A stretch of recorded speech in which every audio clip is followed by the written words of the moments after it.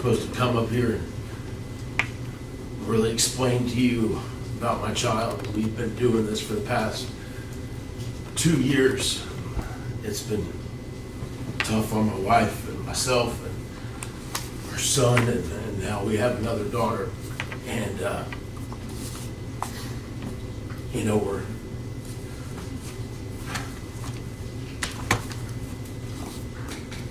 basically trying to put a price on my child's life with time.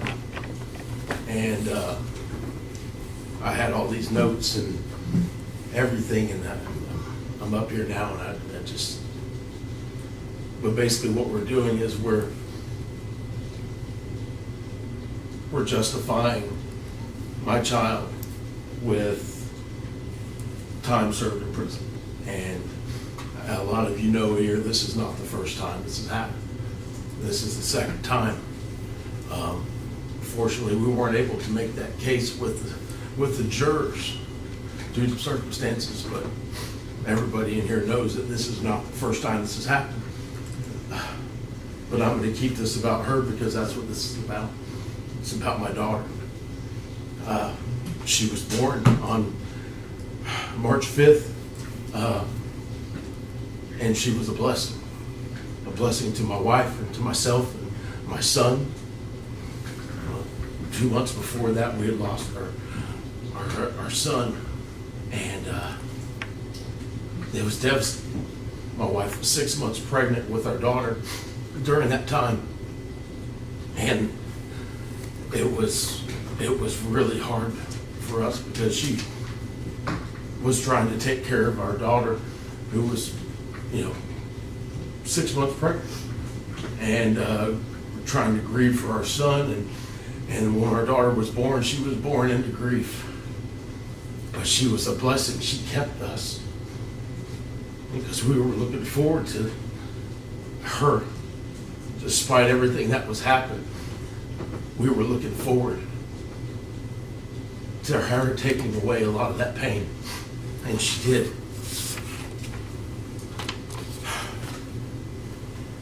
Yeah, we protected her more than you can imagine.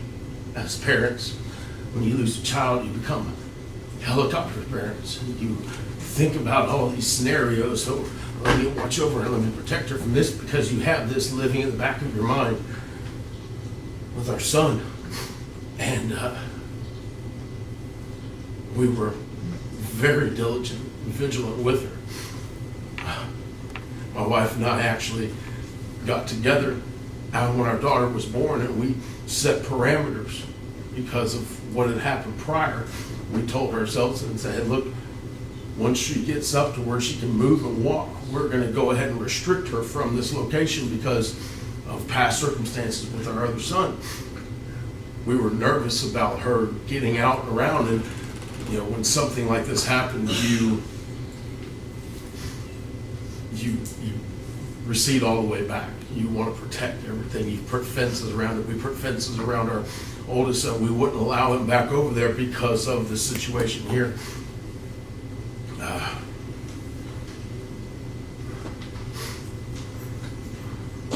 But it doesn't matter, no matter how hard you try.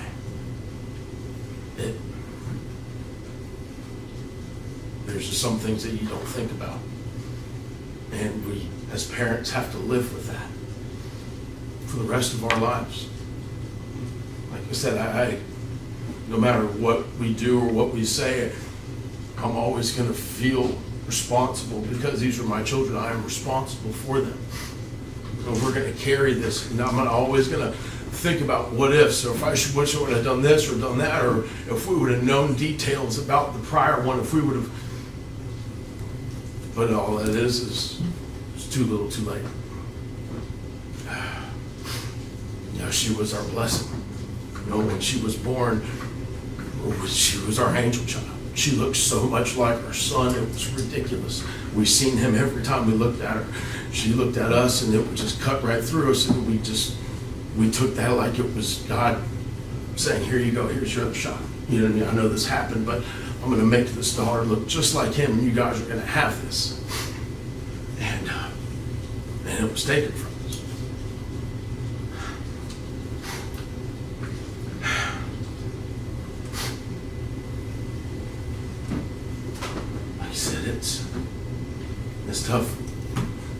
sat here through all these court proceedings, and we had to sit here and listen to people speak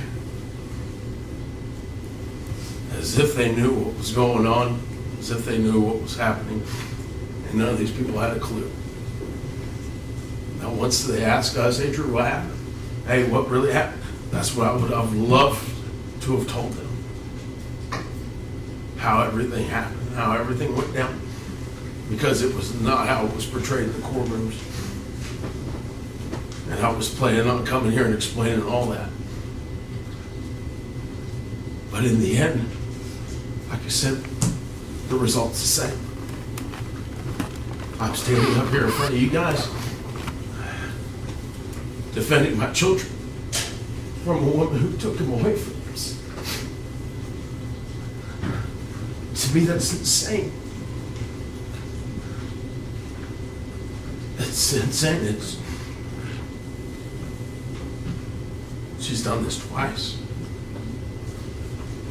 And the fact that we're debating whether or not she deserves jail time is just insane to me. She took 2 lives. To me, it's black and white. But my wife and I are the ones who are going to have to live with this. They can go and do what they want to do. 20 days locked up. They're done, forgotten all about my children. Forgotten all about them within 20 days.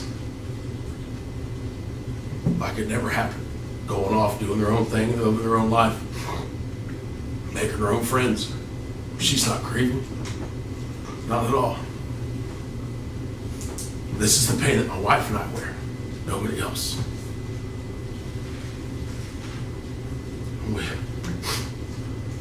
We're here for justice.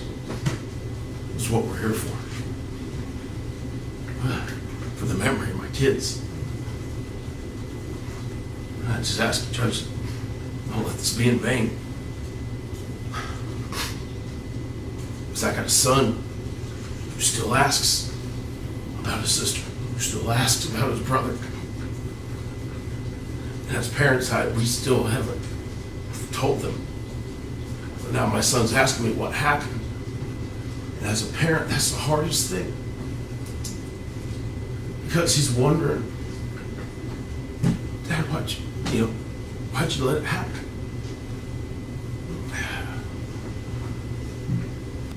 I tell myself, son, I don't know. We didn't see it coming. We didn't expect it. We didn't think that this would be something that would happen. Not once, but twice.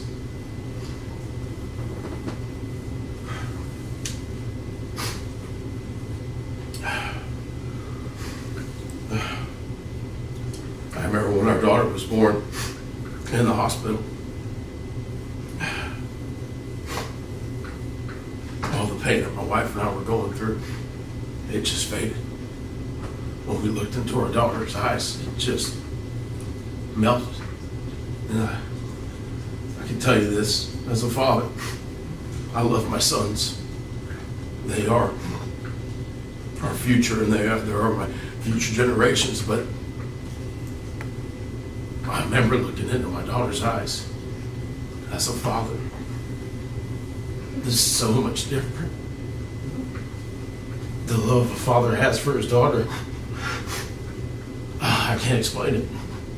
I'm not saying I love my daughters more than my son, but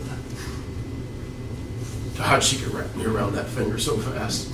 My son, I tear his butt up, when he's doing something wrong. I remember my wife went to try to get on my daughter over something silly. It wasn't nothing. It was, she was being, and when she said, I remember coming almost unglued just because it was Daddy's girl. And it wasn't nothing major, but I don't ever remember doing that over my sons. Like I said, with my daughter.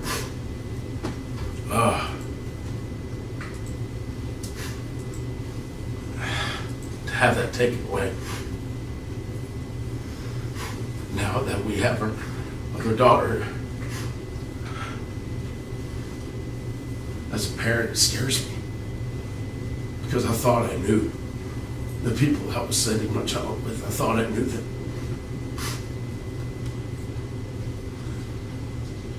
So much was kept from us.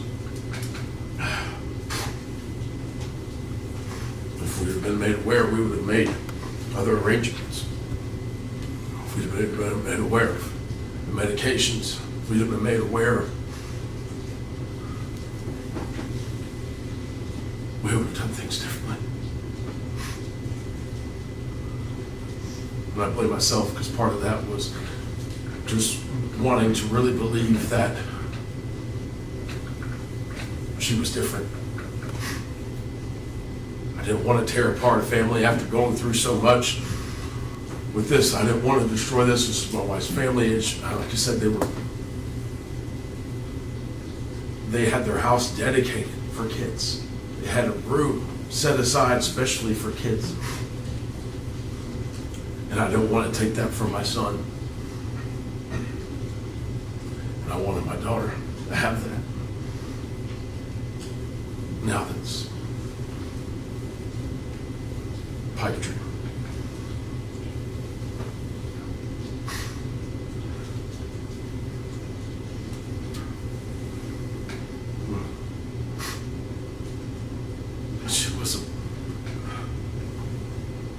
She was a blessing. I planned on going through and that day, but I can't still be up here and talk. We've had to relive that moment every single day. Every time it's in the paper, we had to relive it. Every time it's just so for me to sit up here and talk about that day. I'm not.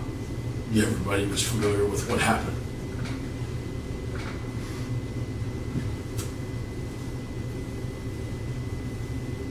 Everybody.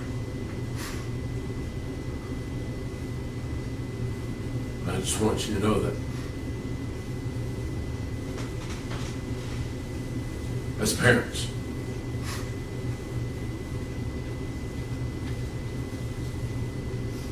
what would you guys do in my position as a parent if this happened?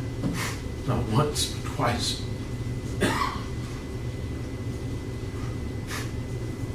All we can do as parents is try to see it through. That's all we can do. Just make sure that this doesn't happen again. Because nobody thought it would happen the second time.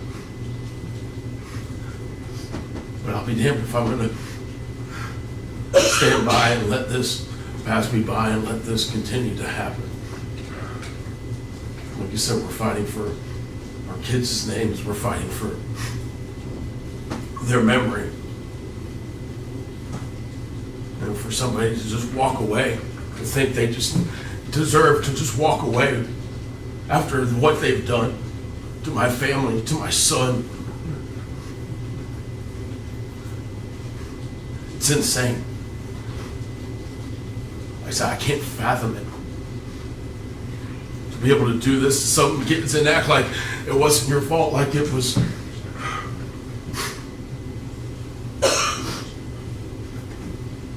Blaming somebody else. Not once have we got an apology. Not once have they said, Drew, I'm sorry. I'm sorry for what we did to your family. I'm sorry. Not once. Because from any of this.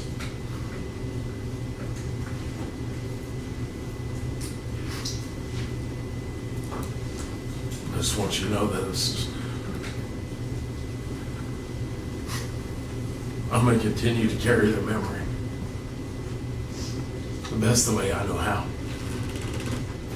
I'm going to continue to raise my sons and raise my daughters to do what's right, to be God-fearing children.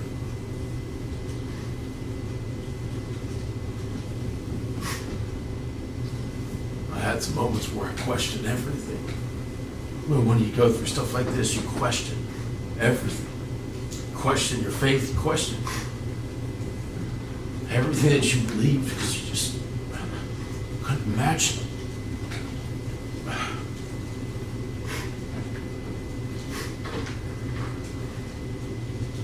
And through that, you just,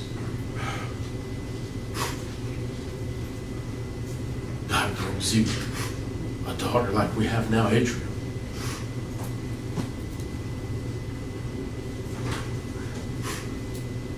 And like you said, when she was born, she looks just like my son and my daughter. It's the craziest mixture. But I see both of our kids in her now. And it's hard for me to still question everything because in the strange way God has a sense of humor. He gave me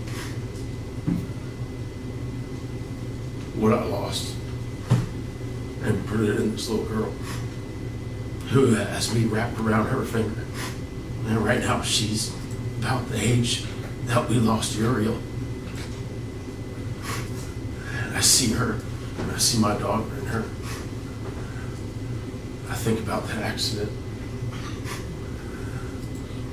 I think about how you can do that. We live in Florida. It's hot all the time. I know everybody knows it. You leave your car parked in the parking lot for an hour. You go to get in it. You imagine how fucking hot it is in that car. You get in, you go to the grocery store, 30 minutes. You get out and it's blistering inside that car. Every time I do that, I think about what my daughter went through for hours by herself, screaming.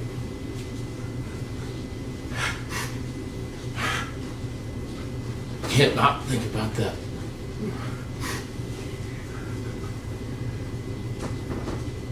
For what? For what? In a hurry? But I'm reminded by that every single day. Because every single day is that temperature. And every single day I get into my truck and I feel that and I think of my daughter and my heart breaks. Because I can't imagine. But I have to because she did. She sat there and suffered and screamed and flailed.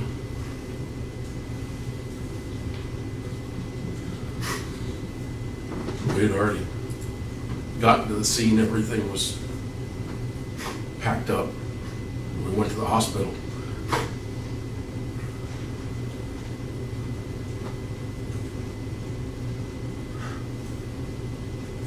And that's a sight you don't ever take back.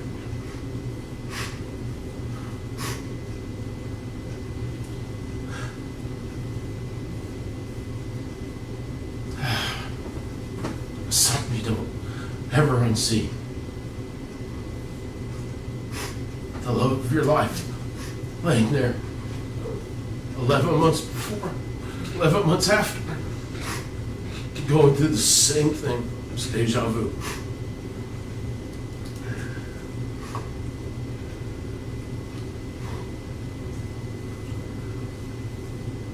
So Judge Adam, as a parent,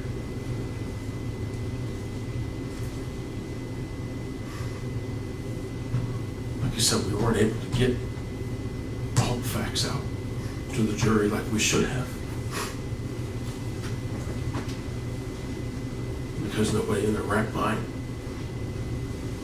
would let this happen twice.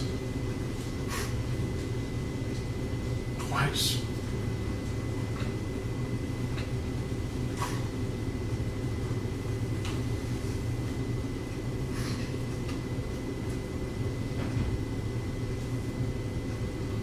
So we just asked that you would just think about this when you sentence. not gonna tell you how to do your job. You do it better than I do. All I can tell you is that this is something that we will have to suffer with for the rest of our lives. My son no longer has a brother or a sister. Take it away.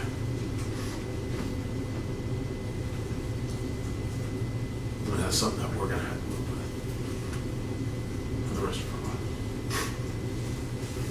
Thank you. Thank you. Anything from the defense? That's right. Okay, thank you. Thank you, Mr. Schock. Next witness, stay.